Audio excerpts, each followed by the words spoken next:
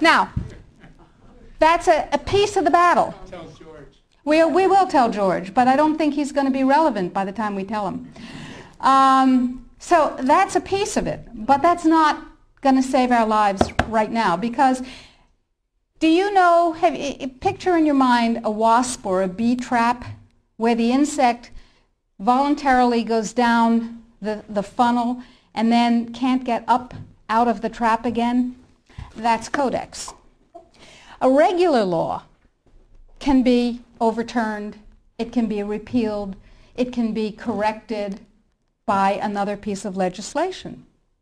But once we become Codex compliant in any area, as long as we're members of the WTO, it can never be repealed because we have lost the sovereignty to become un-Codex compliant as long as we're in the WTO. So it's like going down that funnel and not being able to get up out of it. So it's very important that we make sure that we do not become Codex compliant.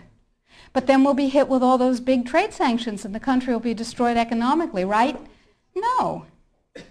Remember surprise? One of the principles of war? Remember mass, where you take your strength and put it against the enemy's weakness? Well, here's what we've done. We have a team of lawyers who have spent hundreds of hours with us pro bono. These are good guy lawyers. These two gentlemen and we have spent hundreds of hours studying Codex, understanding its weaknesses, a lot of weaknesses, and constructing a strategy which will take the sucker down. It will take it down. But I need you. You are people that other people come to for information about safe, healthy food and nutrients. You are ready-made dissemination points. You are the 1,000 million, 100 million points of light. Here's what is happening.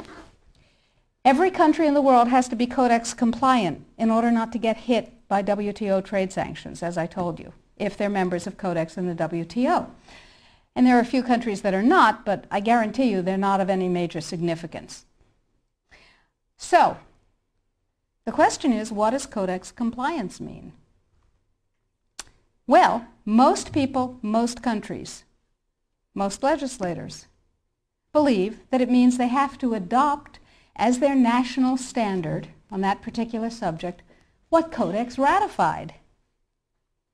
But that's not the case any more than we're in the WTO. That's not the case either. What it means is that the format, the issues, and the subjects covered by a Codex guideline, standard, or regulation have to be addressed in the country's guideline, standard, or regulation on the same topic.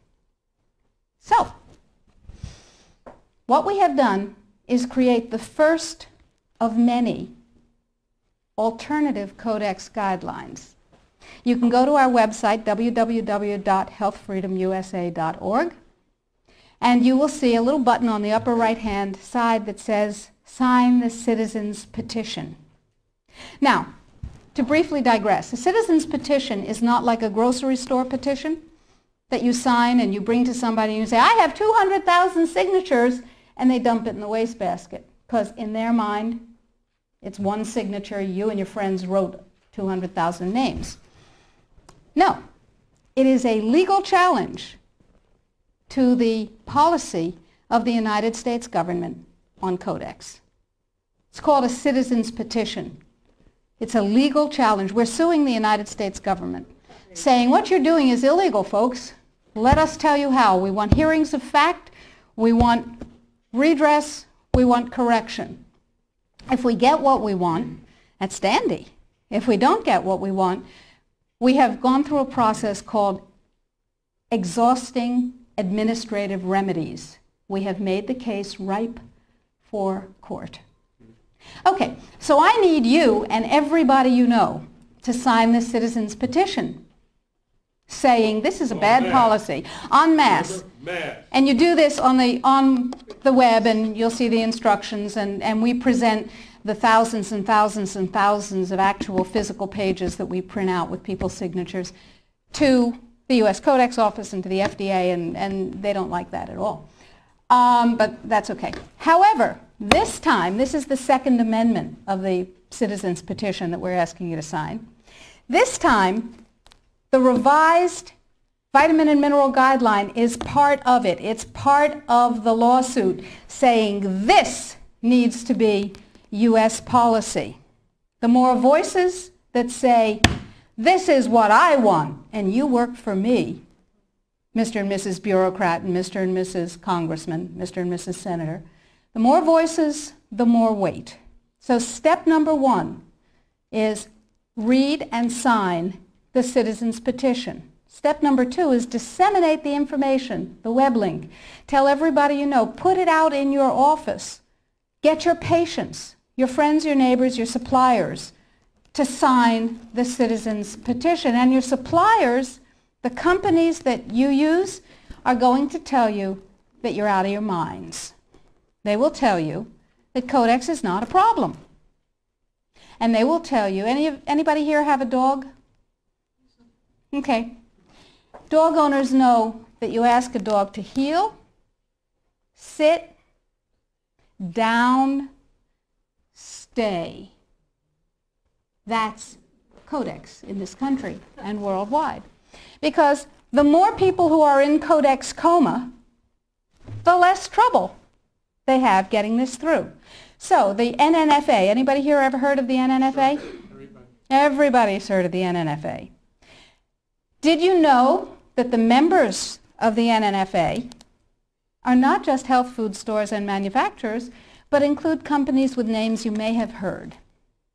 Pfizer, Merck, Monsanto, Bayer, BASF, Archer Daniels Midland, Chemet, Eastman Chemical, I could go on, GlaxoSmithKline Wellcome, Wyeth Arrest, you get the idea. Why?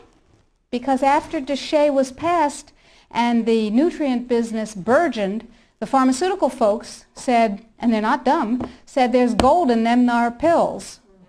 And they bought the means of production of many, many, many companies, and they bought the companies themselves. So they're in the nutrient business. What better way to kill the nutrient business, which is not nearly as profitable as the toxic chemical drug business, than to take it over? Works every time, right? CRN. Anybody here know about CRN?